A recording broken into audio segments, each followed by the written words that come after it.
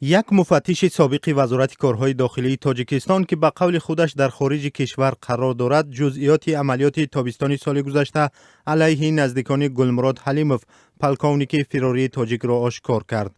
کاپیتان میلیسا عزت الله ددبایف که ادعا میکند پرونده های جنایتی مربوط به تروریسم را تحقیق میکرد، روز 19 اپریل در صحبت ویژه با رادیو آزادی گفت فراری برادران گلمراد حلیموف به طرف افغانستان از جانب خود پلکونیک حلیموف راهنمایی میشد. این مفتش سابق گفت قرار بود برادران و نزدیکان گلمراد حلیموف زنده دستگیر شوند، اما بعد نگاه داشتن ماشین و حمله یکی از آنها با کارد به سویشان آتش گشوده شد. در داخل ماشین در مجموع 7 پیوند گلمراد حلیموف بودند.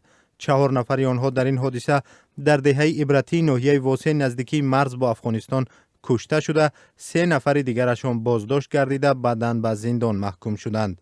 مقامات گفتند که آنها به صف گروهی به نام دولت اسلامی در افغانستان پیوستنی بودند. عزت الله ددبایوی 34 ساله وکالتدار سابق ریاست کارهای داخلی شهر دوشنبه روز 19 اپریل گفت بر اساس اطلاعی که آنها به دست آورده بودند، برادران گلمراد حلیموف با رهبری او طریق پیام رسان‌های اینترنتی عازم منطقه دشت ارچی افغانستان بودند. به قول او ماشین نوع استارکس را که نزدیکان حلیموف در آن بودند، 3 ماشین ریاست کارهای داخلی دوشنبه پیگیری میکرد. با گفته مفتش سابق تا ماه ایول سال گذشته گلمراد حلیموف با نظیر حلیموف برادرش و میرزا مراد بابا کلانوف تقایش ارتباط داشت. عکس های سلفی گلمراد حلیموف را با دخترش از تلفن نظیر حلیموف پیدا کردند. مفتش سابق تاجیک میگوید برادر پلکونیک افراطی تاجیک را خودش بازپرسی کرده است. عزت الله ددبایف که 10 سال به حیث مفتش کلان و مفتش در وزارت امور داخلی کار کرده است، گفت در مورد تاریخی سفر گلمراد حلیموف به افغانستان معلومات زیاد دسترس کردند ولی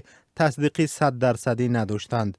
و گفت در نهایت معلوم نشد که گلمراد از کجا با نزدیکانش تماس میگیرد، زیرا محل زیستش آن را از آنها نیز پنهان می داشت. معلوماتی را که مفتش سابق در اختیار رادیو آزادی قرار داد، مقامات رسما تصدیق یا رد نکردند. گلمراد حلیموف فرمانده دسته تعیینات مخصوص یا خدامان وزارت کارهای داخلی تاجیکستان ماه اپریل سال 2015 از تاجیکستان غیب زد و ماه می با نشر یک پیام ویدیویی گفت که به داعش پیوسته است. عزت الله ددبایف که رتبه کاپیتان میلیسا را دارد میگوید تحقیق پرونده های مربوط به تروریسم در نهایت به او دردسر آورد و مجبور شد ماه سپتامبر سال 2017 تاجیکستان را ترک کند. و افزود سال 2017 میرزا جمعت تبروف یک ساکن ناحیه نورآباد را با اتهام جلب ساکنان به جنگ های سوریه بازداشت کرد و بر اساس بیانات او 11 نفر دیگر نیز همچون اعضای گروه دستگیر شدند. به قول عزت الله ددبایف میرزا جمعت تبروف که در سوریه تحصیل کرده است، رهبر گروه جیش الهور شاخه جبهت النصره یک سازمان تروریستی در سوریه بوده است.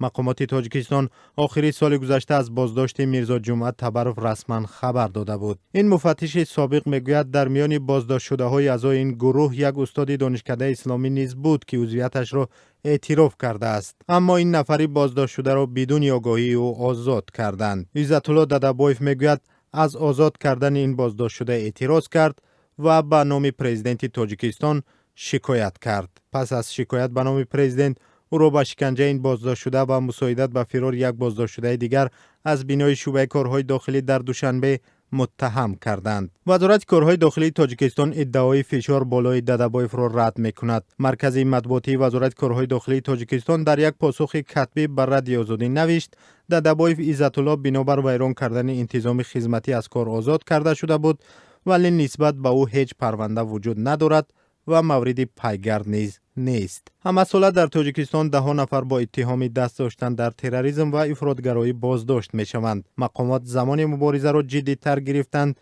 که بیش از 1000 شهروند تاجیکستان به گروه های تندرو در سوریه و عراق پیوستند.